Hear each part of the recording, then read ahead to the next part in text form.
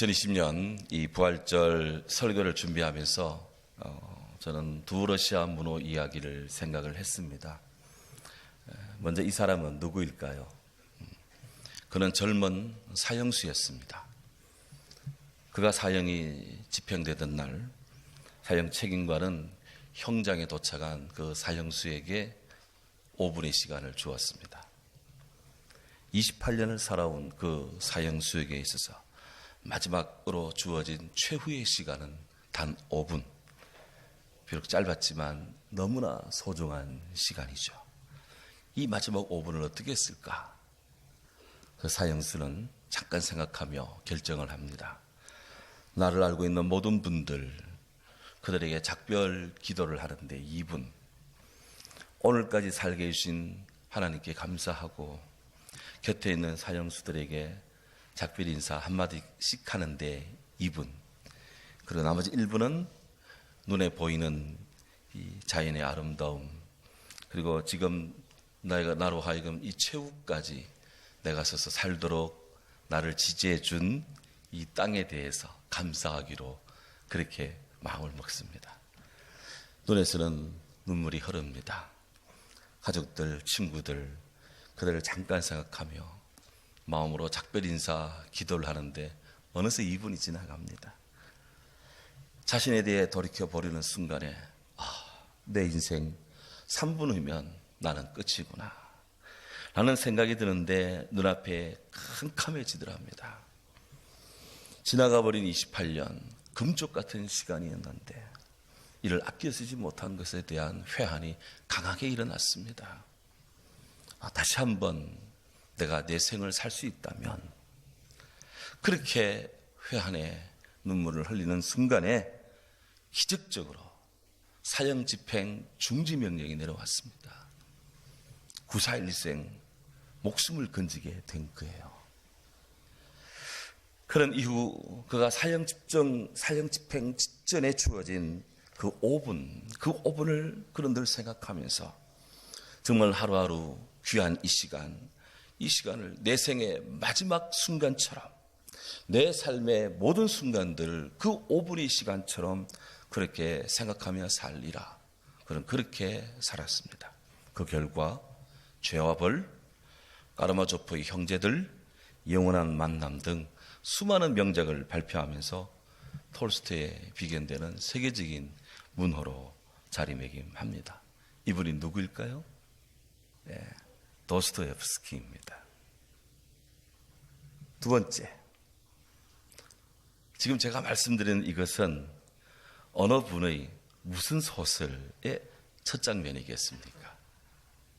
몇십 년 만에 인간이 좁다란 곳에 모여 서로 밀치닥 달치닥 하면서 그 땅을 보기 흉하게 만들려고 아무리 길을 쓰고 애써도 아무것도 돋아나지 못하게 땅바닥에다 아무리 돌을 깔아도 그 틈바구니로부터 싹터 올라오는 풀들을 아무리 뽑아버려도, 석탄이나 석유로 아무리 그을려도, 또 아무리 나무를 자르고 짐승과 새들을 다 모조리 쫓아버린다 해도 봄은 정녕 봄이었다. 러시아가 낳은 세계적인 문호 톨스토이, 거의 부활이라는 소설의 첫 문단입니다. 톨스토이가 이 부활이라고 하는 대작을 남겼습니다. 그에 반해서 도스토옙스키는 부활을 직접 체험한 그런 사람이었습니다. 제게 시간이 좀 더 한가하게 주어진다면 다시 한번 제가 자리를 딱 정돈하고 앉아서 꼭 다시 한번 만나보고 싶은 분들이 바로 이 톨스토이와 도스토옙스키입니다. 행복해서 웃는 것이 아니라 웃기 때문에 행복해진다 라는 명언을 남긴 근대 심리학의 아버지 윌리엄 제임스, 그가 이 톨스토이를 평가하기를 낙관적 세계관을 반영하는 대표적인 작가다 이렇게 평가를 했고요. 이 도스토옙스키는 비관적 세계관을 가진 대표적 작가다 이렇게 평가를 한 적이 있습니다. 원래 톨스토이는 귀족 출신입니다. 그런 뼛속까지 귀족이었습니다. 그런데 그가 50살에 종교적 신앙적 회심을 합니다. 그러면서 하나님을 만납니다. 그래야 그가 보는 이 그리스 종교, 러시아 종교, 거기는 복음이 상실되어 실종되어 있었습니다. 그런 교회에 그는 염증을 느낍니다. 그는 농민들 속에, 일반 평민 속에 자리한 하나님에 대한 깊은 신앙을 발견합니다. 그리고는 그는 마음을 새롭게 하고 그의 삶을 복음을 위해 살기로 마음을 먹습니다. 그렇게 해서 그는 수도자로서, 은자로서 그렇게 경건하게 그 삶을, 그의 여생을 보냅니다. 도스토옙스키, 그는 청년기에 극적인 처형 사건을 면합니다. 하여 정치적 급진주의에 대한 환멸을 느낍니다. 그리고는 일찍이 신앙 안에서 희망을 발견합니다. 이 톨스토이와 도스토옙스키, 이 양자의 영혼을 관통하는 그 축은 다름 아닌 예수 그리스도 우리 주님의 십자가이고 부활의 사랑입니다. 2020년 이 부활절은 코로나19의 기세로 인해서 전 세계적으로 고통이 심화되는 가운데 우리가 맞이했습니다. 그동안 우리들은 요 서너 달 동안 너무나도 연약한 인간의 무기력함, 무능력함, 무력함을 뼈저리게 느꼈습니다. 생과 사의 갈림길에서 코로나19에 걸리지 않고자, 살고자, 낫고자, 회복하고자 건강한 삶을 갈망하고 분투 노력하는 그런 굳센 몸부림을 쳐온 우리들입니다. 아직까지 완전히 끝난 것도 아니고 곳곳으로 퍼져나가는 이런 코로나 이 와중에 십자가 지시고 죽음을 이기시고 부활하신 우리 주 예수 그리스도의 부활의 소식에 또 직면하니 참 어느 해보다도 올해 부활절은 제게는 개인적으로 한 목사로서, 한 인간으로서 너무 감개무량하고 너무너무 기다려지더라고요. 어떤 분들은 4월 15일을 그렇게 기다린다는데 저는 이 부활절이 4월 10일 이날이 그렇게 기다려지더라고요. 우리 주님의 부활은 역사적인 팩트입니다. 요즘 팩트란 말 좋아하는데 이거는 사실입니다. 히스토리컬 팩트입니다. 역사적인 사실입니다. 예수님의 부활은 하나님의 엄청난 능력을 증거합니다. 부활을 믿는 것은 하나님을 믿는 거예요. 신이 존재하고 우주를 창조하고 그 우주를 지배할 섭리할 힘이 있다면 그는 죽은 자를 살릴 힘도 있다. 이것입니다. 만약 그분이 그런 능력이 없다면 우리의 믿음과 예배는 헛된 것이고 예배드릴 이유가 없습니다. 하지만 생명을 창조하신 그분이 죽음 후에 부활을 또 일으킬 수가 있습니다. 있게 할 수가 있습니다. 생명의 호흡을 관장하시는 하나님만이 죽음 자체인 끔찍함을 되돌릴 수가 있습니다. 생명의 근원이신 하나님만이 사망 권세, 죽음의 찌르기를 제거하고 무덤에서 생명으로 나오게 할 수가 있습니다. 고로 하나님께서는 무덤에서 죽은 예수를 다시 부활시킴으로써 우리에게 삶과 죽음에 대한 하나님의 절대 주권이 있음을 우리에게 알려주고 있습니다. 그래서 부활은 하나님이 시키신 하나님의 능력의 역사적 사실이다. 오늘 이 믿음으로 우리는 주님 앞에 서야 될 줄로 믿습니다. 부활은 하늘로부터 오는 표적입니다. 그렇게 유대인들은 하늘로부터 오는 표적을 구했는데 예수 그리스도가 바로 하늘로부터 오는 생명의 표적, 그분이 하나님이시고 그분이 하나님의 아들이시고 그분이 성령이시며 그분이 구세주라는 사실을 우리들에게 알려주는 하늘의 사인이요 이적이 표적이 바로 부활입니다. 또한 예수님의 부활은 예수님의 죄 없으신 성품과 거룩한 본성을 증명하는 것입니다. 시편 16편 10절에 주의 거룩한 자를 멸망시키지 않을 것이다 라고 시인이 예언하고 고백하는데 주의 거룩한 자로 썩음을 당하지 않게 하신다. 사도행전 13장 25절에서 사도 바울이 고백한 것처럼 바로 예수님의 부활은 그렇게 주님의 부활로서 변정이 되고 확정이 되고 증거가 되고 고백되는 것입니다. 그렇습니다. 부활하신 예수 그리스도 없이는 구원이 없고 부활이신 예수님 없이는 생명이 없습니다. 하지만 우리 주로 인해서 생명이 있고 우리 주로 인해서 구원이 있습니다. 고로 우리 사랑하는 성도님들은 부활이요 생명이신 예수 그리스도에 대한 철저하고 온전하고 뜨거운 믿음을 가지시기를 바랍니다. 예수님은 죽은 자 가운데서 다시 살아나사 잠자는 자들의 첫 열매가 되셨도다. 그런데 우리 예수님의 묘역은 공자나 마호메트나 석가와는 다릅니다.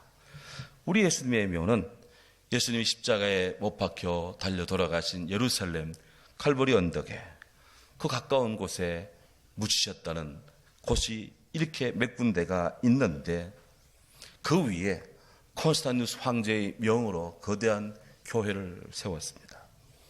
근데 그 안에 있는 주님의 묘 입구는 뻥 뚫려 있습니다. 무덤이 활짝 열려 있는 거예요. 무덤이 닫혀 있는 것이 아니라 열려 있습니다. 그가 3일간 거기 누우셨는데 그가 거기 계시지 않는다고 무덤이 열려 있습니다. 부활하셨기 때문에 예수님의 이 돌아가신 유해가 거기 없기 때문에 무덤이 아닌 거예요. 고린도전서 15장에는 최소 500명 이상이 동시에 우리 예수님의 부활하신 모습을 목격했다고 증언하고 있습니다. 빈 무덤은 우리 예수님의 가장 강력한 부활의 증거입니다. 그래서 우리 기독교는 다른 종교와 같이 창시자들의 그 무덤을 자랑하지 않습니다. 왜냐하면 무덤이라는 것은 죽음에 굴복할 수밖에 없는 자들의 그런 표시, 자들에게 대한 표시인데 사망 권세를 정복하신 우리 주님께는 그런 죽음에 대한 표시를 거하게 할 필요가 없기 때문에 그런 것입니다. 무덤은 우리 예수님을 붙잡아 둘 수가 없었습니다. 예수님은 살아계시며 오늘 하늘에 계신 아버지, 우리 하나님 아버지 우편에 계십니다. 할렐루야. 그리고 때가 되면 다시 주의 천사들과 함께 하늘을 구름을 타고 또 백마 타신 주님으로서 다시 이 땅에 오신다. 사랑하는 성도 여러분, 우리는 이 위대하신 주님의 부활의 역사적 현실 앞에 오늘 2020년 우리는 주님을 기억하며 여기에 모였습니다. 오늘 성경에 따르면 누가복음에 사망군세 이기시고 부활하신 예수님께서 엠마오로 내려가는 두 제자, 그 제자들을 만나 주십니다. 그들의 마음을 뜨겁게 해 주셨습니다. 그들의 눈을 열어 말씀이신 주님을 발견하게 했습니다. 그런 사이 떡을 떼어 함께 기도할 때 주님의 살아계심을 그렇게 그들에게 인식한 다음 주님은 다시 예루살렘의 11 제자들이 모여있는 곳으로 오셨습니다. 그리고 제자들이 모여있는 그 가운데 주님이 나타나셔서 당신이 살아계심 부활의 실제를 지금 드러내고 보여주고 있는 그런 장면입니다. 36절은 이렇게 말합니다. 이 말을 할 때 예수께서 친히 그들 가운데 서서 이르시되 너에게 평강이 있으라. 여러분, 지금 여기 모인 제자 그룹 11명 중에 도마가 빠져 있는 상태입니다. 그들 중에 지금 주님이 그들 가운데 서셨다라고 하는 이 문장이 대단히 중요합니다. Jesus himself stood among them. 예수님께서 그들의 가운데에 서셨다. 이 말입니다. 주님이 제자들이 쭉 이렇게 있다면 주님이 저 끝에 선 것도 아니고 이쪽 한 모퉁이에 선 것도 아니고 그들이 있은 가운데에 딱 서셨다는 겁니다. 그들의 중심 속에, 그들이 중간에 섰다는 거예요. 신학자들은 바로 이 말씀을 묵상하면서 중심이신 그리스도, Christ the center, 중심이신 그리스도 개념을 여기서 발견하고 설정을 합니다. 예수님이 우리의 중심이라는 거예요.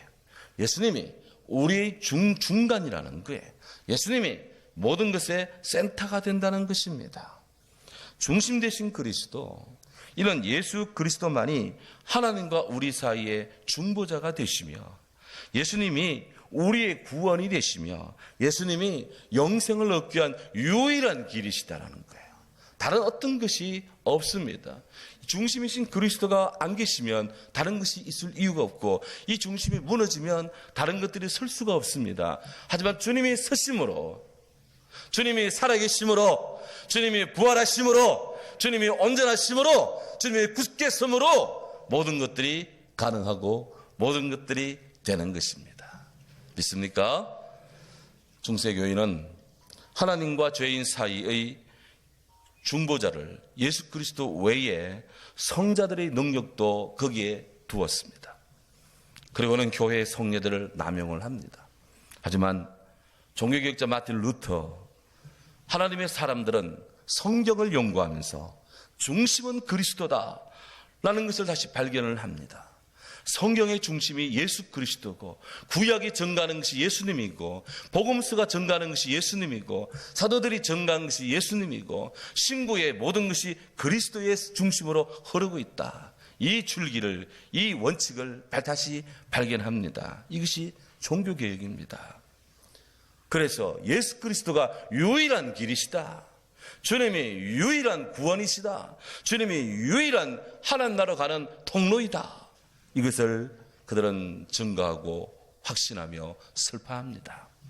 하나님은 우리에게 그리스도 예수 외에 다른 어떤 구원받을 만한 이름을 준 적이 없다고 베드로가 전거했습니다. 철학이나 종교나 과학이나 문학이나 정치나 그 무엇도 우리를 죄와 사망으로부터 구원할 수가 없습니다. 오직 그리스도, 솔루스 크리스투스, 오직 그리스도, 오직 그리스도를 부정하는 것, 혼합 종교주의, 혼합 다원주의, 종교 다원주의, 잘못된 사상들입니다. 하나님과 사람 사이의 유일한 중보는 그리스도 예수입니다. 지금 그래서 주님께서는 제자들 가운데로 쑥 들어오셔 서시는데, 저 끝이 아니고 이쪽 모퉁이도 아니고 제자들 중간에 섰다고 성경이 그렇게 기록을 하는 거예요. 저는 이 시간 저와 우리 사랑하는 성도님들에게 여쭙고 싶습니다. 지금 저와 우리 성도님들 심령에 예수님은 어디 정도 서 계십니까? 예수님이 우리들 각자의 마음의 중심에 계십니까? 아니면 내 삶의 한 모퉁이에, 저 언저리에 그렇게 주님이 서 계십니까? 아니면 내 몸 밖으로, 내 삶의 영역 밖으로 주님을 몰아내고 있습니까? 예수님을 다시 우리 마음 한복판에, 내 마음의 왕좌에, 내 마음의 중심에, 나의 삶의 센터에 주님을 모셔드리시기를 바랍니다. 무엇을 하든지, 어디를 가든지, 누구를 만나든지 예수님 안에서, 예수님을 통하여 예수 그리스도 말미암아 살며 사랑하며 일하며 배우며 전도하고 기도하고 충성하는 그런 그리스도 중심적 삶을 사는 우리 모든 성도 되기를 주님 이름으로 축원합니다.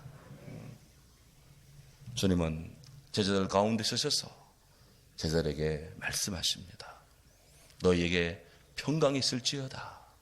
Peace be to you. 부활하신 주님이 제자를 만나셔서 제일 첫 번째 하신 말씀이 여러분들에게 평화가 있으세요. 평화를 주시는 것입니다. 요한복음 20장 19절에 보면 당시 제자들은 유대인들이 무서워서 어떤 집에 모여 모두 문을 닫고 있었다고 기록하고 있습니다. 그런데 주님이 바로 그 집에 들어가셔서 그들 중간에 서셔서 너에게 평화가 있으라 말씀하셨다는 거예요. 제자들은 무엇을 두려워했습니까? 그들은 왜 두려워서 문을 닫았습니까? 죽음을 두려웠기 때문입니다. 유대인들로부터 지탄을 받고 그들이 마구 테러를 가할까봐, 마구 그들을 예수 따르는 추종자라고 공격할까봐 그것이 두려웠습니다. 그래서 그들은 문을 닫아 걸고 함께 숨죽인 듯이 있었습니다. 그들은 죽음 한복판에, 죽음의 공포 가운데 그들은 있었습니다. 그 공포가 어디서 왔습니까? 그 공포가 왜 왔습니까? 왜 인간에게는 이런 공포와 두려움이 끊이지 않습니까? 성경은 그 이유가 죄 때문이라고 이야기를 합니다. 죄. 사람들이 죄를 범하지 않았다면 두려워할 일이 없습니다. 하지만 우리가 죄를 많이 짓기 때문에 우리는 두려움 속에 봉착합니다. 죽음에 힘을 주는 죽음의 가시는 내 삶을 찌르고 나를 아프게 하며 다다글게 하는 이런 두려움과 단절은 다 죄로부터 옵니다. 제자들은 오늘 우리들처럼 아직 하나님의 사랑에 대한 완벽한 이해와 확신이 좀 부족했던 것 같아요. 그래서 그들은 두려움 속에 살았습니다. 그래서 예수님이 십자가 못 박힐 때도 그들은 멀찍이 따라가야 했고, 예수님을 이 신문하는 사람들이 너도 예수쟁이지 라고 할 때 나 예수 모른다 라고 베드로도 고개 흔들어야 됐고, 십자가 그 유혈이 낭자한 현장에는 제자 요한과 몇 명의 여인들 외에는 다른 제자들은 볼 수가 없었습니다. 우리는 그때 그 사람들처럼 우리는 그렇게 지금도 우리 믿음이 그렇게 산산이 부서지고 흩어지며 그렇게 연약한 채 우리는 그렇게 있습니다. 하지만 주의 사랑은 영원합니다. 주님의 사랑은 불변이십니다. 사랑 안에 두려움이 없고 온전한 사랑이 두려움을 내어 쫓나니 두려움에는 형벌이 있습니다. 두려워하는 자는 사랑 안에서 온전하지 못하다. 사랑하는 여러분, 두려움의 힘을 의지하기 앞서서 두려움을 이기는 주의 사랑 안에 온전히 가도록 하십시다. 사랑은 두려움을 이겨냅니다. 우리가 주님의 사랑을 제대로 알았다면, 제자들이 주의 사랑 안에 거했다면 그들은 두려워할 일이 없습니다. 하나님을 믿지 않는 자들은 여전히 죽음을 두려워합니다. 그런데 감사한 것은 우리가 이 같은 두려움에 혹 처했다 할지라도 하나님을 외치고 주님을 갈구하면 하나님은 언제라도 어느 때라도 어디서라도 저와 여러분을 도와주신다고 하는 것입니다. 예수께서는 두려움에 떠는 제자들 마음을 아셨습니다. 그들이 간절히 주님을 갈망하는 그 마음을 아셨습니다. 예수님이 없이 사는 것이 얼마나 공허하고 얼마나 힘듦을 제자들이 다 함께 공감할 때 주님은 그들을 찾아가 주셨습니다. 그들을 정죄하지 않았습니다. 너에게 평화가 있으라. 그들의 정말 필요한 것이 평화였기 때문에 평화가 있으라. 2020년 이 부활주의를 맞은 사랑하는 우리 온 성도들에게 오늘 바울이 디모데후서 1장 10절 11절에 주신 부활로 인한 메시지가 또한 유효하게 이루어지기를 기도합니다. 예수 그리스도는 사망을 패하시고 복음으로써 생명과 썩지 아니할 것을 드러내셨습니다. 그러므로 우리가 이 복음을 위하여 선지자로 선포자로 사도로 세움을 입었습니다. 예수님은 복음 안에서 죽음을 패하고 우리를 살리고 생명으로 계십니다. 우리 이 복음을 위해서 복음 전파자로, 복음의 증거자로, 복음의 선지자, 섬기는 자로 우리가 부름 받았다고 하는 바울의 이 자기 인식, 이 시대 모든 그리스도인들이 함께 믿고 따라가야 될 주님의 말씀입니다. 사랑하는 여러분, 주님께서 제자들에게 주님의 십자가 부활의 정인으로 명하셨습니다. 이제 우리가 어떻게 세상을 살 것인가?